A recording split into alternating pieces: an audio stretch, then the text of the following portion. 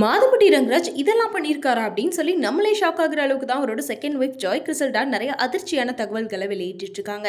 ஏன்னா ரொம்ப வருஷமாவே ஜாய் கிறிசல்டா மாதம்பட்டி ரங்கராஜோட செகண்ட் மேரேஜ் பற்றி தான் பெரிய சர்ச்சைகள் போயிட்டு இருக்கு. ஏன்னா மாதம்பட்டி ரங்கராஜுக்கு ஆல்ரெடி ஸ்ருதி அப்படின்றவங்க கூட மேரேஜ் ஆகி 2 பசங்க இருக்காங்க. இந்த நிலையில் ஜாய் கிறிசல்டாவை ஒரு காதலிச்சு கல்யாணம் பண்ணிக்கிட்டார் அப்படின்னு சொல்லி தான் ஒரு பெரிய ரூமர்ஸ் போயிட்டு இருந்துச்சு. ஆனால் அது ரூமரா அப்படின்னு நம்ம நினைக்கிறக்குள்ளேயே ஜாய் கிறிசல்டா மாதம்பட்டி ரங்கராஜ் கூட இருக்கக்கூடிய ஃபோட்டோஸ் எல்லாம் இன்ஸ்டாகிராமில் வெளியிட்டு இருந்தாங்க. அதை பார்த்து எல்லாருமே இப்போ இவங்க 2 பேர் ரிலேஷன்ஷிப்பில் தான் இருக்காங்க போல.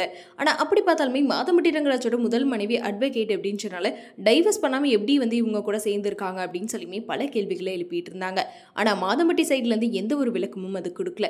இப்போ ரீசெண்டாக பார்த்தீங்கன்னா மாதம்பட்டி ரங்கராஜுக்கும் ஜாய் கிறிசல்டாக்கும் மேரேஜ் ஆயிடுச்சு அப்படின்னு சொல்லி மேரேஜ் ஃபோட்டோவை இன்ஸ்டாகிராமில் ஜாய் கிறிசல்டா போஸ்ட் பண்ணியிருந்தாங்க. அதே மாதிரி அடுத்ததாக அவங்க 6 மாதம் ப்ரெக்னெண்ட்டாக இருக்கதாகவும் ஒரு பெரிய குண்டை போட்டாங்க. இதை பார்த்து எல்லாருமே இப்போ ப்ரெக்னெண்ட்டாக இருக்கேன்னு சொல்கிறாங்க, அப்புறம் எதுக்காக முன்னாடியே மேரேஜ் ஆயிருக்கும் போல, அதை ஏன் சொல்லாமல் இப்போ சொல்கிறாங்க அப்படின்னு சொல்லியும் திரும்பியும் அவங்க கிட்டே கேட்டுட்டு தான் இருந்தாங்க. அதுக்கு அவங்க என்ன சொல்லிட்டாங்கன்னா, எங்கள் 2 பேத்துக்கும் பல வருஷத்துக்கு முன்னாடி மேரேஜ் ஆயிடுச்சு, ரொம்ப வருஷமாக நாங்கள் சேர்ந்து தான் இருக்கோம் அப்படின்ற மாதிரி விளக்கம் கொடுத்துருந்தாங்க. இந்த நிலை இது ஒரு பெரிய சர்ச்சையாக தான் போயிட்டு இருந்துச்சு. அதே மாதிரி மாதம்பட்டி ரங்கராஜ் அவரோட முதல் மனைவி ஸ்ருதி கூட ரீசெண்டாக ஒரு ஃபங்க்ஷனும் அட்டன் பண்ணியிருந்தாரு. அதே மாதிரி ஜாய் கிறிசல்டாவை இன்ஸ்டாகிராமில் அன்ஃபாலோ பண்ணிட்டாரு. இதை பார்த்து எல்லாத்துக்குமே இருக்க ஒரு பெரிய டவுட் என்ன, இவர் ஒரு ஃபர்ஸ்ட் ஒய்ஃப் கூட தான் வாழ்ந்துட்டு இருக்கார் போல.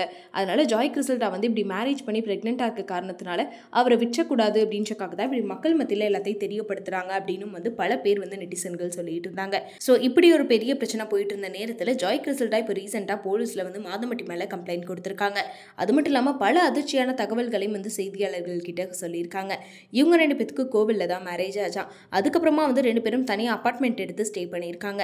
அது மட்டும் இல்லாமல் இவங்க ஃபேமிலி எல்லாம் தான் பிரச்சனை. இப்போ 2 மாசமா மாதம்பட்டி ரங்கராஜ் என்னை விட்டு விலகி இருக்காரு, எங்கள் 2 பேத்துக்கும் உள்ள கான்டாக்டே கிடையாது, நான் எவ்வளவோ ட்ரை பண்ணிட்டேன் பேசுறதுக்கு, ஆனால் அவர்கிட்ட பேச தயாராகவே இல்லை அப்படின்னு சொல்லிட்டாங்க. ஒருவேளை அவங்கள தடுக்கிறது அவங்களோட மனைவியா அப்படின்னு கேட்டதுக்கும் அவங்களோட ஃப்ரெண்ட்ஸாக இருக்கலாம், இல்லை அவங்களோட தம்பியாக இருக்கலாம், அவங்க ஃபேமிலியாக இருக்கலாம் அப்படின்னு சொல்லிட்டுமே ஜாய் கிறிசல்டா சொல்லியிருப்பாங்க.